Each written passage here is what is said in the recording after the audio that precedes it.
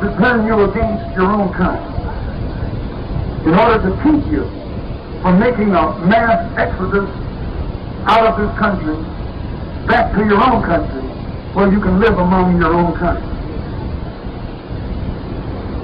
So the American propaganda is designed to make you think that no matter how much hell you catch here, you are still better off here in America than you would be elsewhere. This is their trick. They want you to think you have no place else to go. And many of our so-called Negro intellectuals, who pose as our leaders and our spokesmen, actually believe that our people have no place else to go. And so this type of leader can only offer a solution designed to make us stay here and continue to catch hell patiently in the hope that someday the white man will have a change of heart and recognize us too as human beings, and then accept us into his white society. You never will have peace here. You never will have security here.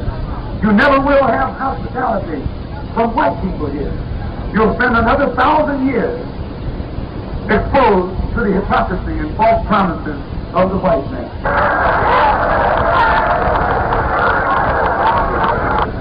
Now, brothers and sisters, we believe that we who declared ourselves to be righteous Muslims should not participate in wars which take the lives of humans. As Muslims, we don't go to war. We don't get drafted. We don't join anybody's army. We don't teach you not to go because they put us in jail for sedition. I would never tell you not to go. I wouldn't be that dumb. But I would sure would tell you if you're dumb enough to go, that's up to you. If you're dumb enough to fight for someone who means you no good, if you're dumb enough to fight for something that you have never gotten, if you are dumb enough to be as dumb as your other brothers who went into Korea and came back and still caught hell, if you're dumb enough to follow in the footsteps of your older brothers during World War II who fought all over the South Pacific, like Isaac Waters, who came back here to this country and got his eyes punched out by police right here in this country, if you are dumb enough behind what you know about the white man today to let him stick his uniform on you and send you overseas to fight, well, you go to hell on and fight. But I'm not that dumb. For me, and I can only speak for myself, I'll go to jail. I'll go to prison. Stick me in jail. Let me go to prison. But don't give me your uniform. And don't give me your rifle, because I might use it on someone that you don't intend for me to use. Don't never put me in your airplane and fill it with bombs and tell me to go bomb the enemy when I don't have the power to go to find that enemy. No!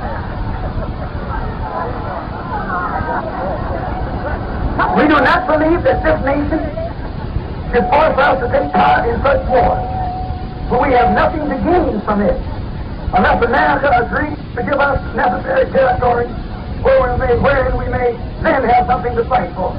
Give us part of this country, and then if it's attacked, we got something to fight for. But the days are gone when you think you can draft this little black man who's sitting up here in the slums and ghettos of Harlem, who receives nothing but the worst schools and the worst education, who can't even get a decent job while that cracker is out of his mind. If he thinks our people are dumb enough to go run after him today into some kind of war that he's going to instigate and start for his own mercenary benefit, those days are over. We believe, yes, let him fight his own war. Let him fight his own battle. If you and I can't fight in the city, we got no business fighting over someplace else. If we're going to be nonviolent at home, we're going to be nonviolent abroad. We believe our women should be respected and protected as the women of other nationalities are respected and protected. And as I said at our last rally, the reason you never see any of our Muslim sisters out here, we have a fear. We fear that you will molest them. You might step on one. You might nudge one. And when you put your hands on a Muslim sister, we are obligated by our religion to let your head roll in the street. We are obligated. We are religiously obligated to take the life of the man who disrespects our women. And all policemen on that corner one night, I was told a week later, had the audacity to approach one of our sisters. And I think that the word should go around that this is the wrong thing to do. This is a dangerous thing to do. In fact, it's dangerous anywhere in Harlem today for a white man to show disrespect to a black woman. It's dangerous for the white man to do this. And I think you'll agree it is dangerous. We believe that we're at a time now when God, the Prince of Peace, has a desire to set up his kingdom here on this earth. But we do not believe that God can establish a kingdom of peace until he first removes from the planet the warmongers, the war makers, the troublemakers. So today, we believe religiously that God is after the white man, that God is rounding them up, that God is bringing them together, dumping them all in one spot for the sole purpose of casting all of them into the lake of fire. We religiously believe that when you read the book of Revelation, and it points out in there about the beast in the last days that was cast into the lake of fire as Muslims, we believe that this means none other than the American white man. We believe that his future is a fiery future, a future in which he will be enveloped in the flames that will stem from God's wrath. And because we believe this religiously, we respect it, but we don't have any desire to be integrated with it. We want to be separated from it. We want to please God. We want to get on God's side, so God will be on our side. We want to make ourselves acceptable to God. We don't want to make ourselves acceptable to the white man. We're not trying to impress the white man. We shake his hand, we show him respect, but we're not trying to make no love with the white man. Let him love his own kind, and let us love our own kind. Let him unite his own kind, and let us unite our own kind. Let him live in his neighborhood, and let us live in our neighborhood. Let him run his community, and let us run our community. If the white men cops are going to be in the white community, let us have some black ones. Let us have some black precincts.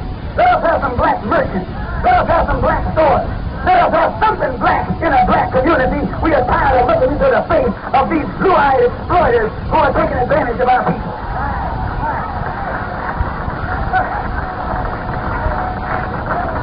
I've enjoyed, brothers and sisters, I want, in the name of Allah, the all-wise, true and living God, the one to whom all praise is due, we thank him together in unity and harmony. As you know, the white man is always looking for you to cut out, stop something that he can blame on us. So as you expressed from this meeting this afternoon, we want you to be cool, calm, collected. Don't let anyone hurt you or provoke you into becoming involved in any kind of trouble. On the other hand, we still don't teach you to turn the other cheek. We don't in any way at any time teach you to turn the other cheek.